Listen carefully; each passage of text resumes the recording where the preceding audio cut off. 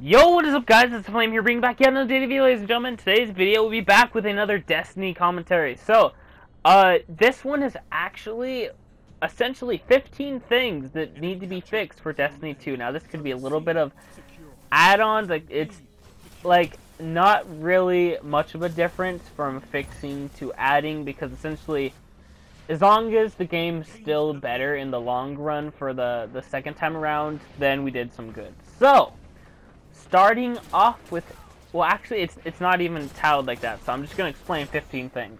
The 15, we'll do 15 all the way to 1. Doesn't mean it's more special than the other, but it's hard to explain. It's just, you know, how I rattle off the numbers. So 15, RNG drops. The RNG drops, at least in the Crucible, are absolutely horrible. The ones, for like raids and stuff, are really ridiculous too, but that's something that really should have been fixed a long time ago and still needs to be fixed to this day. We should not be getting random drops for Crucible if someone drops 30 kills and a guy that drops 10 kills just got an exotic, while the 30 guy kill got like 3 coins. It's like, why? What's the point?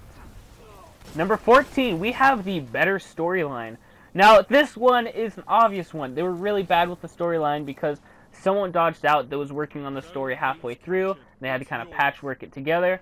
Needless to say, they're sitting on a gold mine as far as storyline goes, but they set it up for the first one horribly. If I were them, I'd recommend not connecting the first and second one, but it's gonna happen either way. It's really weird to have a MMO have a secondary gameplay. I don't know if we'll be able to port our stuff over, but that would be something to equally consider. But either way, better storyline. Like, they did something right with removing Peter Dinklage, who was being a total butthole, and adding in Nolan North. That's a great one. Or is it Troy Baker? I get those two mixed up. I think it's Nolan North. For number 13, though, Season Pass rather than Expansion Pass. That is a good point. They keep on giving us Expansion Passes to essentially wring out all of the money that we have. That's just, you know, sitting there. They're like, oh, you know, we already made the Sterling Treasure, you know, crap fest of coins. That's already a microtransaction. Let's keep on going with the expansion passes. No! Season Pass. One Season Pass.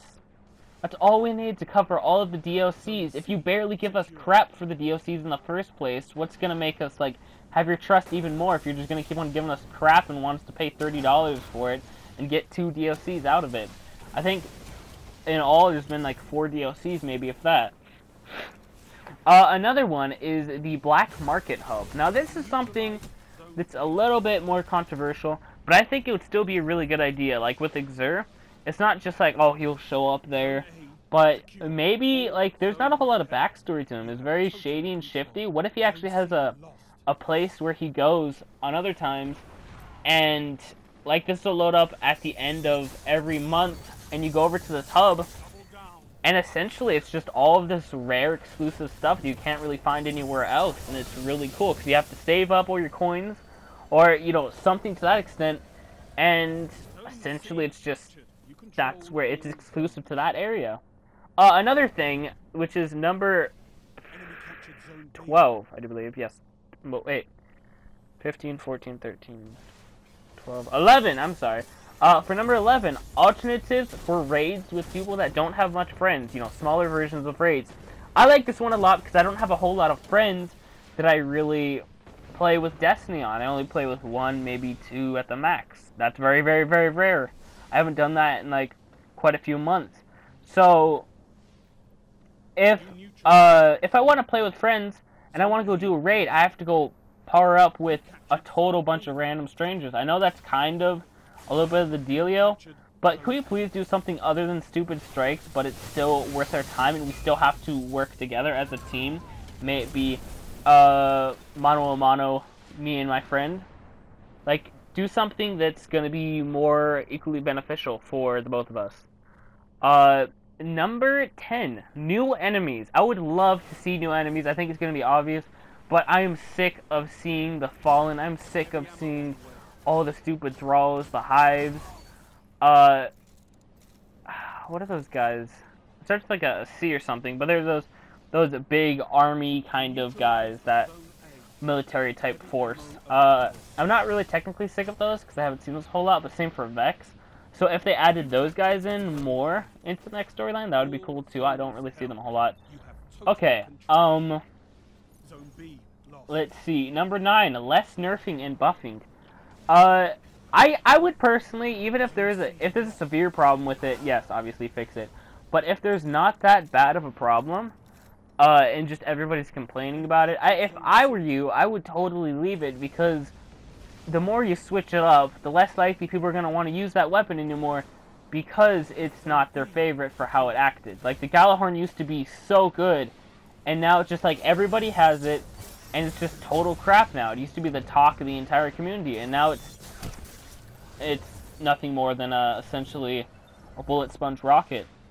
So, coming in at number 8, I believe. I'm sorry if I misnumber any of these at all. I don't have any numbers right next to them. Better strikes. Strikes are repetitive. Strikes are boring because they don't change them up. We need better, more in-depth strikes. I love the ones that make you do more actions that are out of the realm of Destiny. That's really cool. I think number 7, yeah. Private Crucible lobbies. Now, that would be really cool to be able to play against your friend, you know, PvP. Maybe even have bots in there. That would be something of interest. But obviously, it won't be very beneficial to you if you go and play with your friends, because you could really, cheat the system there, since this is a big old MMO game. But still, being able to private server it, like, I wanted to, on ESO, for some reason, I really wanted to, on Elder Scrolls Online, have a private server, and that would have been so cool. And I wanted to do that on here, too, but there is none.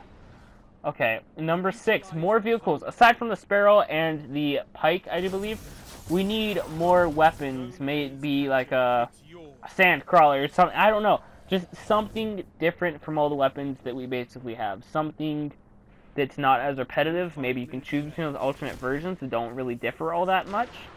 Maybe one's slower, but it shoots. Or, you know, something like that. I don't know.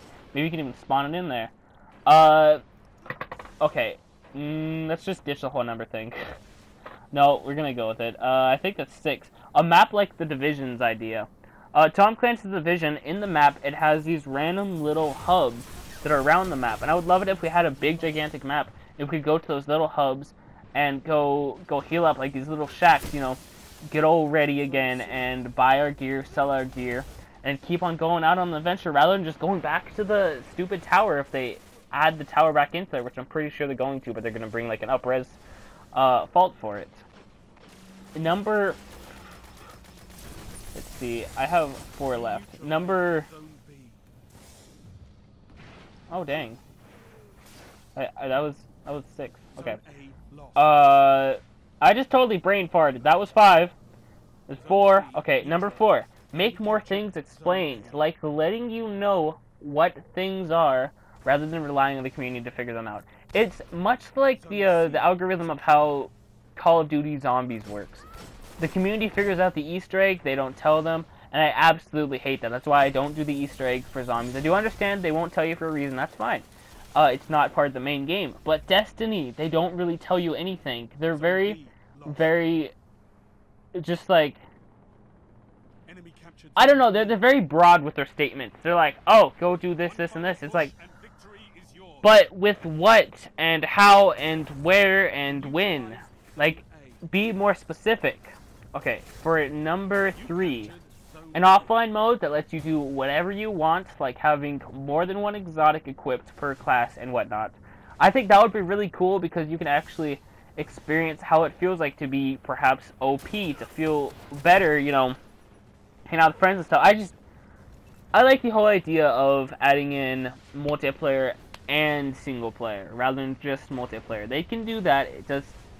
They're Bungie. They created Halo. I mean, it's totally fine. You don't have to shy away from the idea whatsoever. Number 2, gun customization. Now this one's going to be a little bit controversial again, but gun customization. Sorry about that. Gun customization. I essentially want to be like Black Ops 3, but I don't want it to be where everybody has different guns. I still want it to keep that same aspect. Oh, you have this special gun that's like, you know, Thorns or, once again, Isoluna or Hawkmoon. I'm just going to use all the pistols for an example. And you upgrade, and you have like a reticle, a special reticle, or you have a new grip, or something that'll enhance the gun a little bit, rather than just those little weird blurbs for upgrading, you know? I think that would be really cool. I feel more specially attached to it. I was thinking about maybe exclusive skins, like one alternate look to it, just in case. But then again, I'm thinking, well, then we're defacing the gun too much, so maybe not. Still something to consider, but yeah. It feels a lot better. Make it subtle, but make the gun special at the same time. And don't feel like everybody has the same damn thing. Okay, now number 1, drum roll, please. I have nothing to drum roll upon, so we'll just wait.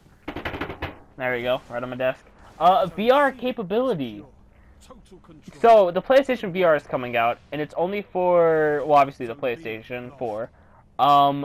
But Destiny, sorry, is for Xbox One and PlayStation.